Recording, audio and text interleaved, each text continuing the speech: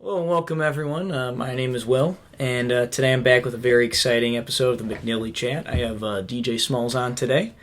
He's currently a full-time DJ, believe it or not. And with all of that, let's let you take it away. Appreciate it. Just introduce yourself a little bit. Full-time DJ for now. I think we'll figure out what my next steps are professionally soon. But I think most people know me as DJ Smalls. My real name is Connor. Got it, okay. People either know me for my time at ISU or Okay, cool. if they see me downtown doing forgettable things on the weekends at Daddy's. Got it, okay, cool. So I guess one of my questions is for you is, like, where are you originally from? I'm from Ottawa. Okay, So it's like an hour north of here over by Starved Rock and Skydive, Chicago. And then I went to ISU, graduated in 2017. Okay, got it. I moved to a little town outside of Detroit called Plymouth afterwards. Oh, okay. For about 2 years with Team USA. Huh? Shout out There you USA go. Hockey. Yeah. That beat Canada yesterday. Yeah, that was great. Yeah. And then I've been back here in town ever since. Okay, cool. So you mentioned you went to ISU. What did you study? I was a broadcast journalism major. We were just talking. I said yeah? that eventually I thought I wanted to go into kind of what we're doing here. Like I thought I wanted to do sports reporting, podcasting, something like Stephen A. Smith on ESPN. Sure. To be honest with you, the thing that strayed me away from that was I started to look at what a starting salary would be for somebody in that field right out of school, and I'm like, I just can't make that work. But I loved what I was doing in coursework. Okay. I spent all 4 years with TV10. I did a semester or two with ZND. Okay, yeah. Loved doing that. So I didn't want to get out of the coursework. I just decided maybe specifically not doing what I thought I wanted to do. Sure. Shifting gears into more the sports side of things. Yeah. But yeah, that's... what was your original question? What did I study? Broadcast journalism. Yep. Yeah, you got that. Yeah, I was a school comm guy. Yeah, that's cool. That's cool. I know that, like, you mainly do the DJing stuff. Do you like play any instruments or anything like that? If turntables count as an instrument, that's the only instrument I play. I was just curious. In 7th grade, maybe I tried trumpet. Oh, okay. And I liked it. I was not very good at it. And I act like I can play drums or piano sometimes. I like taught myself how to play the Star Spangled Banner on piano when I was in like 5th grade. There you go. But no, I've never played instruments. Okay. I come from a very musically inclined family, so interesting. Okay, maybe I'm shunned because of that. My grandfather was in multiple jazz bands. Oh wow. My mom was a singer. Oh, wow. So I guess it never got past to me. But again, if turntables are an instrument, then I think that counts. That might count. That's really cool. Okay. How did you get into that world? Like, how'd you start DJing? Yeah. So I could think of one thing specifically. So when I think I was a sophomore when I was living at Cardinal Court. Zed released his album called Clarity, and Disclosure also the same year put out their album called Settled. Anyway, two of, I think, the greatest albums that have ever been put out in the electronic music world. And I remember hearing the songs on these albums, thinking, I need to physically manipulate and touch music. And I didn't really know what that meant at the time. Sure. So I downloaded a software called DJ, or Virtual DJ. Got it, okay. Which I think a lot of people do starting out in DJing. And I just started DJing on my laptop. Like mapping hotkeys to do specific things in the DJ world. And I did that for like a year and a half. And I would record some mixes and put them on SoundCloud. Yeah. I never wanted anything to come out of DJing, to be honest with you. Really? Okay. And I think one year my roommates finally convinced me to buy an actual DJ board. Oh, okay, yeah. Where then we'd put it in my backpack and go to some parties. Actually, not too far from here, we used to play some house parties. That's funny. And then finally we all turned 21 and we'd start to go downtown. There used to be a bar called Drifters. Okay.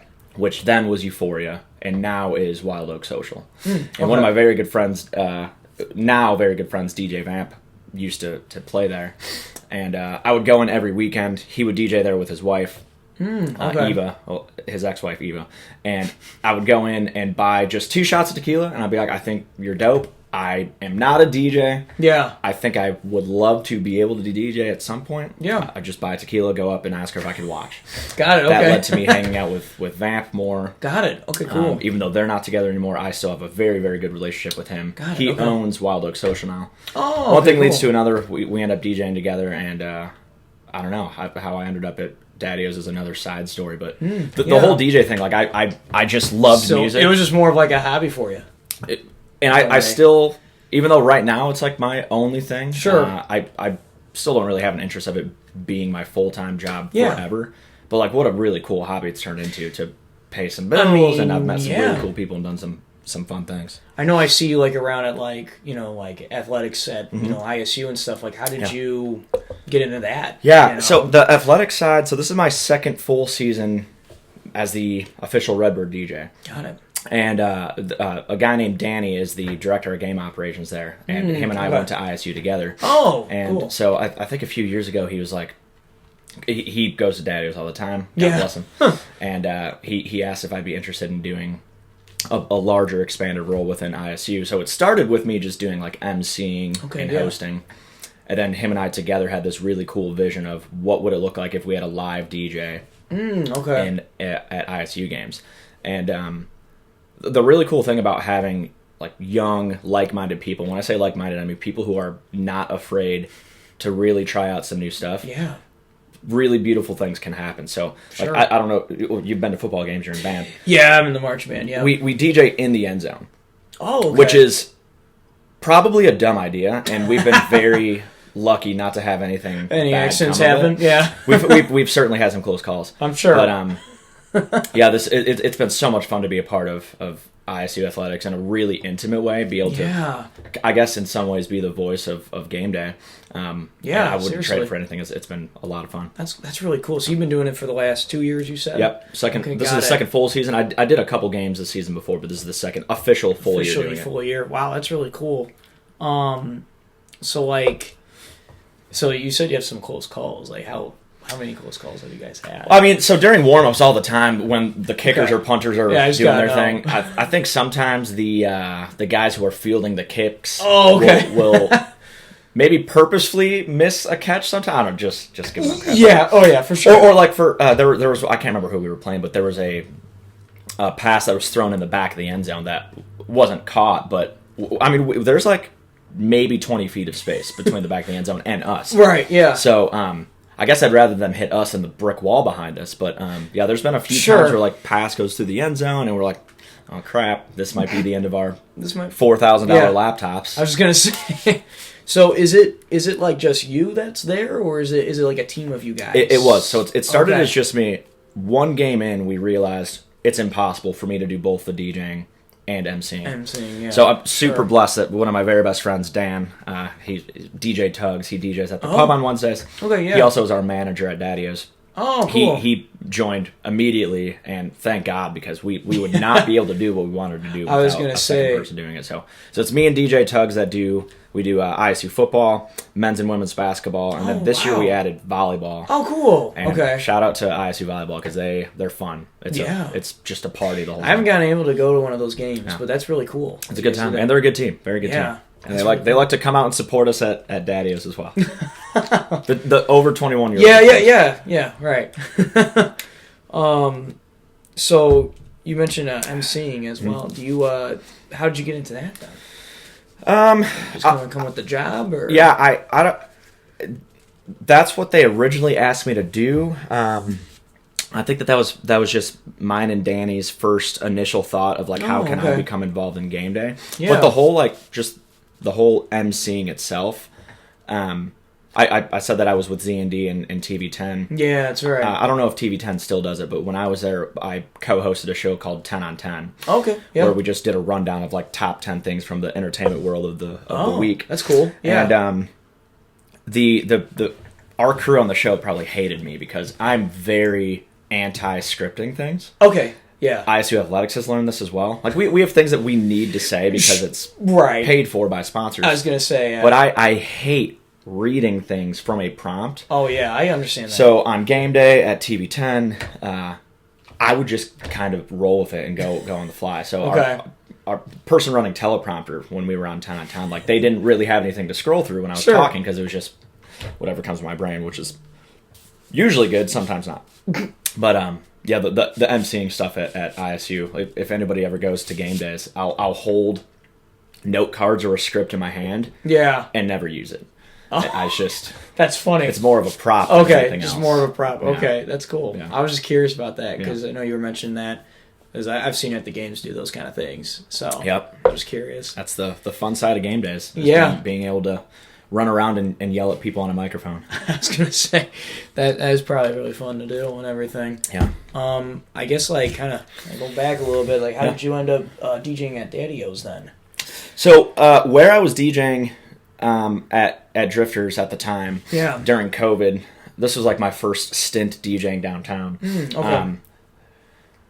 This is a little controversial part of it. So COVID changed a lot of things, and it deeply impacted nightlife and bar scene. I was gonna say, yeah, I could see that. And so where I was at Drifters, they closed. Okay. Daddy-O's did things a little bit differently. They closed for the first couple weeks. That was mandated. Yeah.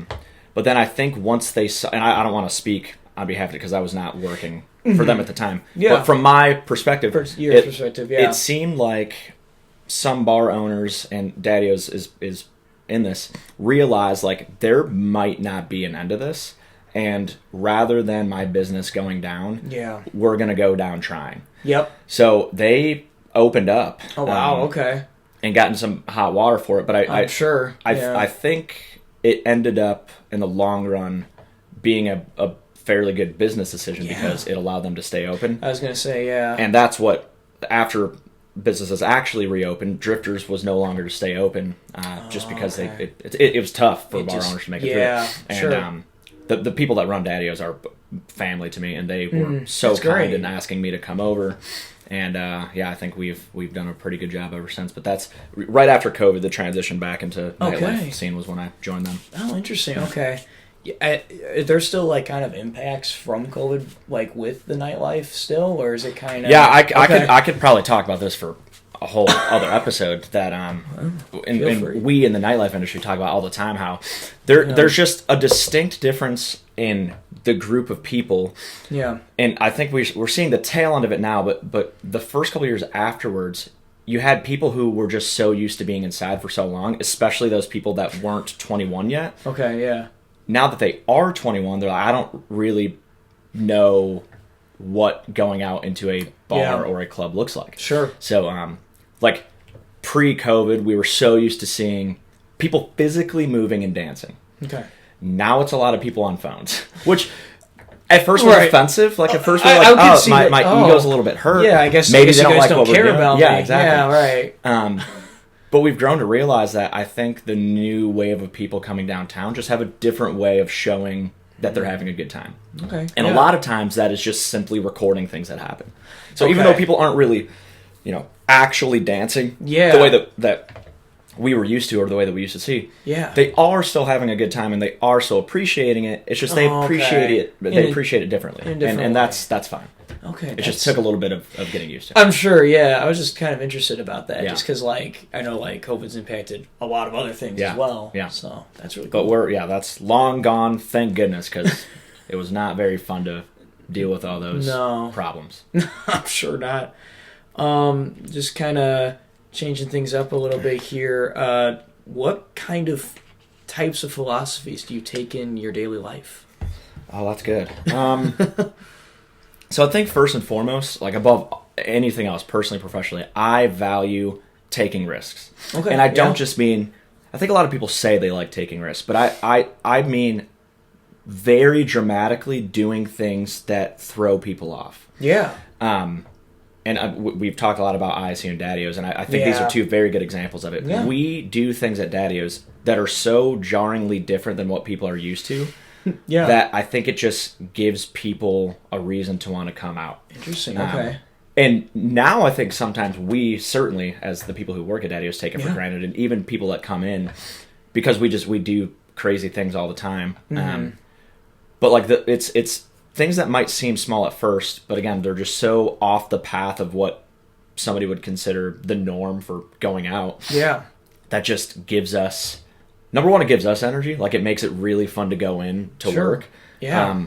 And then I hope it gives people reason and excitement for coming out to see us. Mm-hmm. And again, with ISU Athletics, like, per example, at the beginning of this year where we DJ at, which is now called what do we call it? The flight deck, sorry. Okay. I was going to say the no-fly zone. We were just in Bradley, and that's what that's what they termed it when we were there, because rivalry stuff. But the flight deck. The flight deck. Like, the marketing team gave us little bit of a budget to buy some lights and, cool. and make it look cool. Yeah. Them allowing me and giving me full trust to just kind of take over game day and say what we want to say. Those are things that are risky. Yeah. Because it's not normal to see that or to have that a part of a game day script. Right. But I think the trust that you earn from, number one, the people around you that work with you, and number two, more importantly, the crowd. Yeah. It earns trust, and it earns like a really cool sense of ownership and pride, almost like, hey, we're in this with you, because we're trying to break down the barriers of like me talking at you. It's like, hey, I'm here with you, and we're having fun together. That's really cool. I think that's what risk taking is all about, is just doing things that are quirky and fun, and sometimes you'll swing and miss, and that's okay. But I'll be damned if I let the misses give us fear to not continue on with doing new and groundbreaking things. Yeah, I think I definitely like what you've said about that, because that's something I definitely also like to do, as well. Yeah. So I think it's a great thing to live by. Yeah. Taking risks. I'm just curious, what daring things have you guys done at Daddy-O's that are different than other I'd probably get in trouble if I said some of the things. Okay. But you don't need to do that. Yeah, people ask us all the time like what makes Daddy-O's different, or what do you guys do there? And sure. I'm like I don't even know, because so much of what we do happens on the fly. So a couple of really big things that stand out to me. And it honestly, it's less about, it's still very much about risk taking, and it's also a lot about just being hyper aware of situations around you. So a good example, right? We had this absolutely beautiful woman named Harriet who was celebrating her 81st birthday. Okay, yeah. And I can't remember, somebody from the crowd mentioned that it's Harriet's birthday, and would you say anything? I'm like Tubman? What do you mean Harriet's birthday? It's like, no, there's a lady here tonight. Her name is Harriet. That's funny. And it's her 81st birthday. That's crazy. I'm like, get her up here. Yeah. So, we're good example of taking risks. I think maybe some clubs would buy her a shot, or maybe some clubs would tell her happy birthday on the microphone. I'm like, get her on stage, and I'm going to have her say something to the crowd. And really, really cool moment when we literally sang her happy birthday, and I get chills thinking about it, because she was crying, and her granddaughter was up there who went to ISU. Oh, that's cool. And then I turned over the mic to her and said, 81 years of wisdom. What do you have to say? And she said, I'll paraphrase, something to the tune of, "Find your dreams and chase it." And it was to a room full of drunk college kids at midnight. Just she knocked it out of the park. So little things like that. Oh, that's cool. Yeah, that's the number one thing that comes to mind of doing wild things. Oh, probably on average once every other weekend I'll bring a mom and a dad, or a son and a dad, put them up against each other, do a drinking contest on stage. So just again, small things like that are so normal for us now at Daddy-O's, but I don't know if you can name any other place where you've gone to and seen any sort of 81-year-old woman go up there. And you sing. You wake up on Sunday telling your friend, "Hey, well, what'd you do yesterday?" Well, we sang "Happy Birthday" to an 81-year-old woman. At Daddy-O's. It's those are the things that people are going to remember that. To do. Yeah, exactly. That's really cool. It's fun. Do you have because we were kind of about philosophies and everything. Do you kind of have any life philosophies you take with you every day? Risk taking is for sure one. Risk taking's a big one. I was just talking about this with somebody else too, and I think this goes back to what I was talking about earlier about people not dancing in nightclubs. This is maybe my one true soapbox thing, which is I think people are too worried about what others will think of them. Oh yeah, for sure. I can't remember who I was telling this to, but I think it's very important for people to realize everybody is very selfish. And what I mean by that is everybody is constantly thinking, oh, crap, if I go out to the bar too early, or if I'm dancing alone, what are they going to think of me? What are people going to think of me? And I'm like, guess what? Everybody is also thinking that same thing. So everybody all the time is very concerned about what do people think of me, which means nobody really gives a damn what they think of you. Right. So, exactly. And when you realize that, it's so freeing, and it allows you to do the things that we do at Daddy-O's. More recently than I've ever seen since I've started DJing, I've had public hate, which is, at first maybe it bothered me, but I'm I don't really give a damn, because I know I'm not going to make everybody happy. Oh, but of course. a lot of times DJs get upset when people are like, oh, somebody told me they didn't like what I was playing or didn't like what I was doing. A lot of times people tell me I talk too much on the microphone. I'm like, if people were saying that and nobody came to Daddy-O's, I'd be nervous. Sure. But like, I don't really give a damn what people have to say about me. As long as people keep coming out and supporting it, I'm happy. Right. And again, like, just keeping in the back of my brain at all times, everybody's focused on what they are thinking of themselves, and I don't really care what people think of me. Yeah, and that's fair. I mean, I'm sure everywhere you go, there's always going to be that one person that's just going to hate on you, you know? Yeah. Unfortunately. I'll tell people all the time, it's like, if you don't like what I'm doing here, then I'm not making you stay. You can leave. Yeah, you can leave, right. Plenty of other bars. I was going to say. Go back home and listen to Spotify. Like, that's always an option. And that's fair. Right. Yeah, I get that. Does that happen a lot? Like... Yeah, probably. I mean, we have hundreds of people come through on every Saturday night. So, like, at least once a night, somebody will... Sure. A lot of times lately, it's like... So people will request songs on their phone. Like, they'll type it out and put it on their phone and hold it up to us. But sometimes people who are really passionate will put next or, like, next song.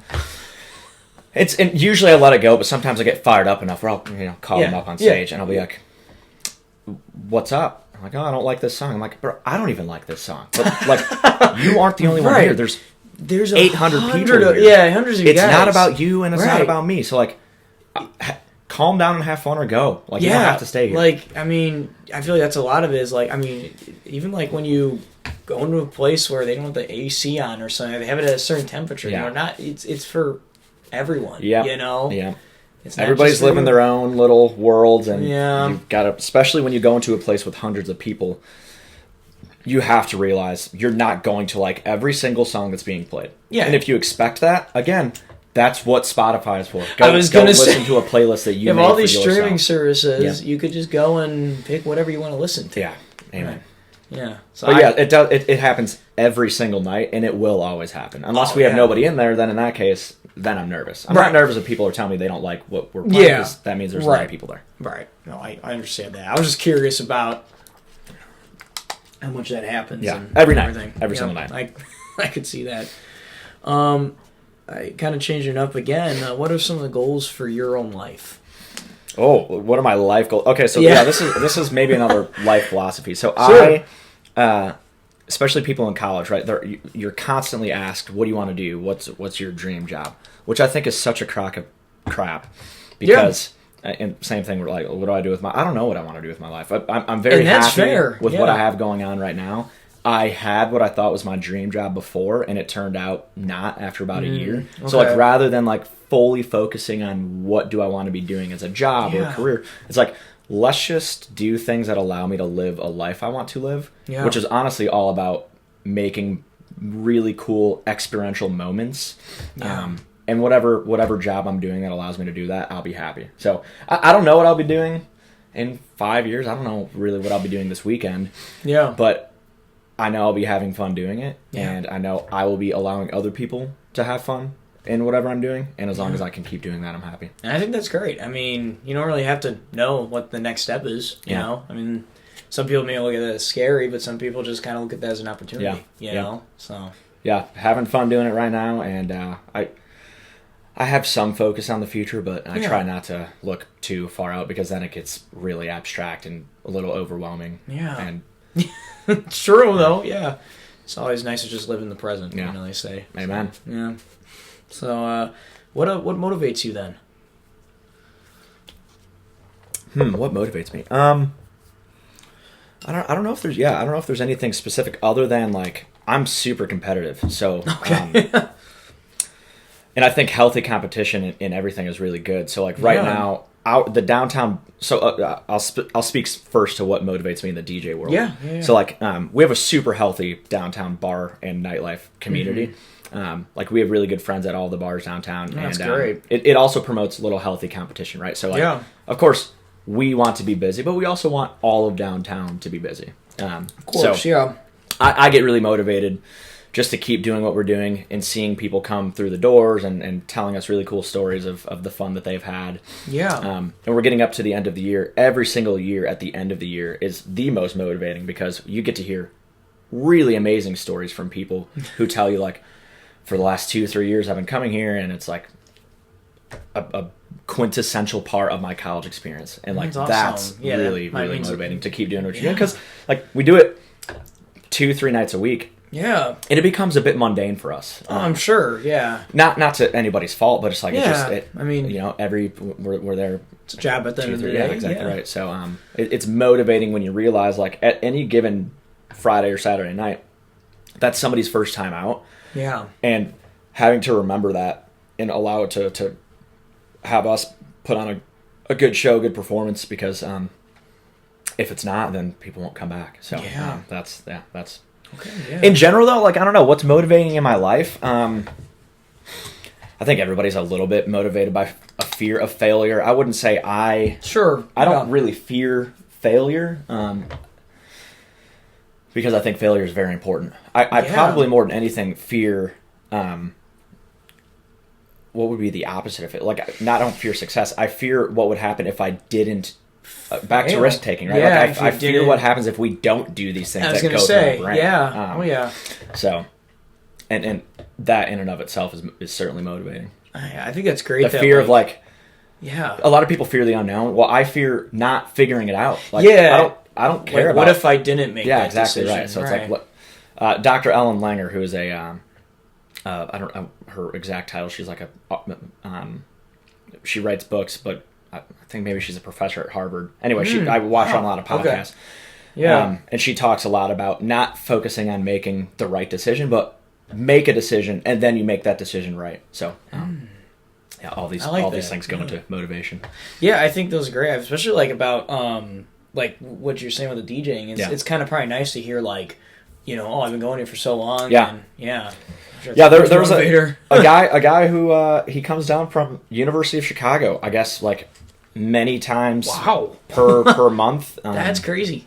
I'm like, you've got like some of the best nightclubs in the country down the street from you, and you decide to come hang out with us at Daddy's. It's pretty cool. So you guys, like, we take it for granted because we're there every single weekend, but you don't really realize the impact that you can have on somebody's college experience. 81-year-old there. So there you go. Shout out Harriet. That was fun. It's still one of my favorite I'm sure. That's awesome. What a general piece of advice would you give someone, like someone on the street, or Yeah, probably summing up a lot of what I've talked about, which is like, maybe I would say take risks is certainly up there, but like above all else, man, just realize like nobody really cares enough about you. Yeah. And that sounds really crass and bad, but like, again, it's very freeing. Yes. Realizing everybody all the time is way more concerned about themselves, and they don't really care that much about what you do with your life. Yeah. Even if they do in the moment, they'll forget about it 24 hours later. So like, just do whatever the hell makes you happy. Do whatever you want to do, and do it with confidence. Yeah. Like, without any regret or reservations, because again, like, nobody's really going to care. Yeah. Everybody's constantly thinking about themselves, and the word selfish has a negative connotation, but it's just true. Like, everybody is selfish to a certain degree. Yeah. Oh yeah. And understanding that in a positive way, I think, is very important, because it will allow you to get up in front of people and do things that you would probably never do, and not have any concern or worry about it. Yeah, I think that's great. I think that's a great piece of advice. Yeah, I think that's great. Me calling everybody selfish, how about that?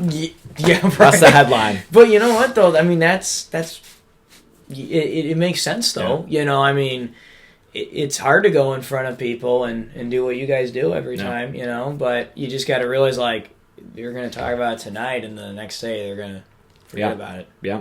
Especially because a lot of them are drunk, too, but, I mean, Yep. But, yeah, that's true. Kind of finishing up here. I know I talked about goals for life, but do you have any, like, kind of goals that you have in a few months coming up here? Like, anything like that,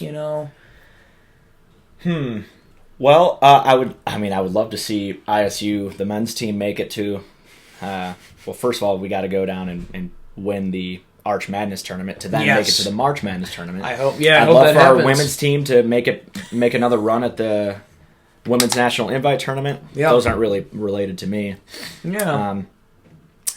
I think one goal that I could think of is making it back down to Nashville and DJing there. That was so much fun. That was a cool we time went for the national championship game. And, so you guys were down there? Yeah. Oh, I didn't know we hosted that. a really cool party on Broadway Street. Oh, okay. Our friends at Dirk's Bentley's Whiskey Row are absolutely incredible human beings, and they literally allowed us to take over that bar. We had awesome. the Redbird flags flying on the outside of the building in a place that was very not Redbird focused. It was 90% Montana State fans. I was going to say, yeah. For them to do that for us was incredible. So, I think short-term goal would be to play some shows in Nashville again this summer. Yeah. Other than that, yeah, I'm not really too far out focused. Yeah, I think that's great. I got to ask though about like the Nashville stuff. Yeah. Did you like how did you set that up even? Like how did that even I used to live with a guy who used to be the general manager of Whiskey Row. And he's not anymore, but I reached out to him and I was like, so I hope I don't get in trouble for saying, like, we didn't really expect to make it to the national championship game. No. Not for any, like, I love the team dearly. Yeah. Badass group of guys who are so good at football. But as an unseeded team, like, you're just you're not really expecting to make it. Exactly. And credits to them. They went on the road and won more road playoff games than any other team in FCS. Yeah. It was crazy. And so when we made it, there wasn't really any really big plans for Nashville. All right. So I reached out to the athletic department. I said, I think it'd be so cool if like I could host some sort of a pregame party. And I asked if they had anything lined up yet, and they said they were trying to get something. I'm like, let me make a phone call. I've got a friend that knows the Whiskey Row people. Right. So long story short, reached out to him. He put me in contact with their national event director. And I was like, look, we're coming down to Nashville in a week for the national championship game. We have nothing planned. We would love to work with you guys. Yeah. And he said no to nothing. Like people that were there, we took over the whole bar. We DJ'd on the second floor. Wow, that's awesome. I gave shirts to all of their staff. So like when you walked in, it felt like you were at a bar in Bloomington Normal. Wow. The lights were red. The band was wearing Redbird gear. The bartenders had Redbird gear. The flags were flying outside. The ISU DJs were DJing the second floor. Yeah. So that is a peak DJ. I was gonna say. For me. Yeah. And that was a lot of fun. Yeah, that I know it was crazy when they I remember watching it at home, just each game, and I was like, man, this is crazy. I've never in my life experienced that level of belief and hope and excitement, followed by that level of heartbreak. And it was only that heartbreaking because like I knew how capable they were, and I knew how badly they wanted it. Oh yeah, and to come up just short in overtime.